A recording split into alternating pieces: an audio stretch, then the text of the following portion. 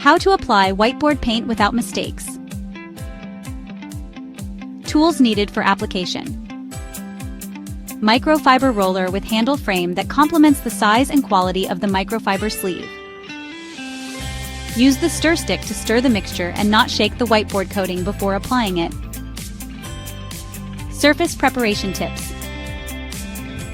We advise applying a top-quality whiteboard coating over tintable base paint, which is specially designed to work with whiteboard paint or a high-end water-based enamel with a satin or eggshell finish.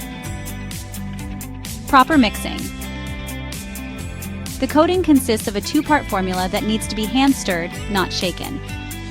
Whiteboard coating has a pot life, specific period of time during which you can use it effectively after you mix the two parts together. Mistakes to avoid. Stay away from trying to coat a surface that's not completely spotless. Make sure the surface is completely dry and free of all dust, lint, and splinters. Next, thoroughly smooth your wall by sanding down any bumps you find on the surface. Finally, to avoid overpainting, carefully tape off with painter's tape. How to apply. While applying the coating, one of the key aspects of proper rolling technique is to always lead with the paint roller's heel, while exerting a slight forward pressure toward the heel. Apply a medium to heavy coat of dry erase paint vertically from ceiling to floor, cutting in and overlapping each new wall section by a quarter roller width as you work from corner to corner.